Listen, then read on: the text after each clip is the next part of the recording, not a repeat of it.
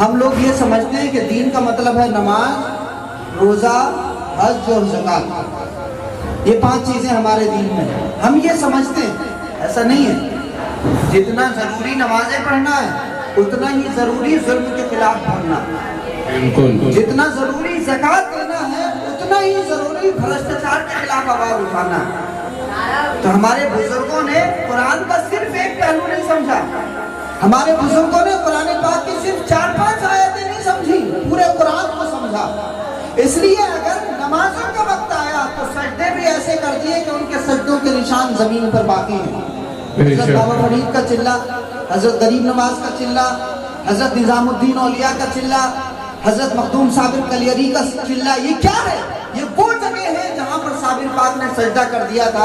ہم سجدہ کرتے ہیں تو پیشانیوں پر نشان آتا ہے، لیکن جب صابر پاک سجدہ کرتے ہیں تو زمین پر نشان باقی ہو جاتا ہے۔ سبحان اللہ۔ ہمارے بزرگوں نے یہ سکھایا کہ جب نماز کا وقت ہو جائے تو نمازیں بھی ایسی پڑھ جاؤ کہ تمہارے سجدوں کے نشان زمین پر باقی رہیں، اور جب ظلم کے خلاف بولنے کی بات آ جائے تو یہ نہ دیکھنا کہ تمہارے سامنے جوگی جیپال ہے، ہندوستان کا سب سے بڑا جادوگر۔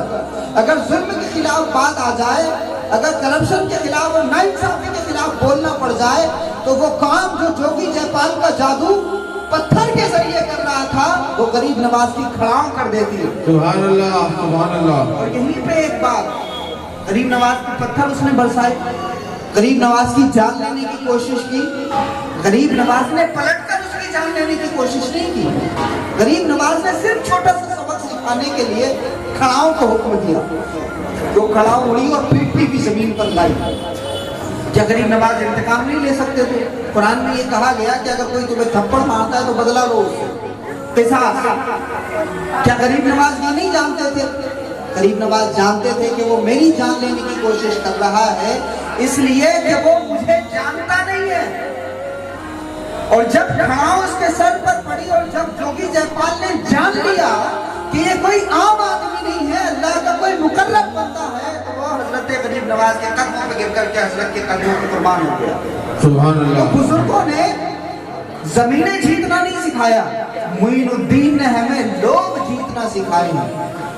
زمینیں کیسے فتح کی جائیں یہ ہمیں سکھایا نہیں بزرگوں نے، دل کیسے فتح کیے جائیں یہ ہمیں ہمارے بزرگوں نے سکھایا۔ اور اسی وجہ سے سب دنیا کے تمام دل ان کے ساتھ ہیں۔ آپ اگر دلی گئے ہوں تو حضرت نظام الدین اولیاء کا مزار ایسے، اور جب آپ اس گلی سے نکلیں گے تو سامنے ہمایوں کا مقبرہ، تو ہمایوں کا مقبرہ بیگھوں میں پھیلا ہوا، لیکن میں نے اپنی آنکھوں سے دیکھا ہے کہ جب ہمایوں کی قبر پہ لوگ جاتے ہیں تو قبر پہ بیٹھ کے لوگ سیلفی لیتے ہیں، اور آپ کسی کو نہیں بتا پائیں گے کہ بھیا یہ ہمایوں کے مقبرے پہ گئے تھے تو وضو کر کے گئے تھے۔ جی ایسا ہے؟ کوئی کہے گا کہ ہم ہمایوں کا مقبرہ دیکھنے گئے تھے تو وضو کر کے گئے تھے، غسل کر کے گئے تھے، پاک صاف ہو کے گئے تھے، چادر لے کے گئے تھے، پھول لے کر کے گئے تھے؟ ہے کوئی ایسا؟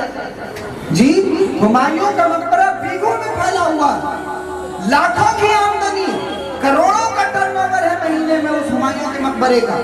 آج تقریباً 500-550 سال بعد ہمایوں کا مقبرہ اس دیش کو بہت بڑی آمدنی دے رہا ہے، لیکن آپ نے نہیں سنا ہوگا کہ ہمایوں کے مقبرے پر لوگ فاتحہ پڑھتے جاؤ، نہیں۔ کیوں؟ کیونکہ وہ زمین کو فتح کرنے والا بادشاہ، اور زمین کو فتح کرنے والے بادشاہ کی تاریخ تب تک رہتی ہے جب تک وہ زمین کے اوپر ہوتا ہے اور جب تک تخت اس کے پاس ہوتا ہے۔ دلوں کو فتح کرنے والے صوفیہ کی تاریخ، دلوں کو فتح کرنے والے بادشاہوں کی تاریخ ہمیشہ زندہ رہتی ہے۔ خواجہ معین الدین 800 سال کے بعد اس لیے زندہ ہے کہ انہوں نے اپنی زمین اللہ کے نام پہ قربان کر دی اور نکل گئے لوگوں کے دلوں کو فتح کرنے کے لیے۔ انہوں نے اس زمین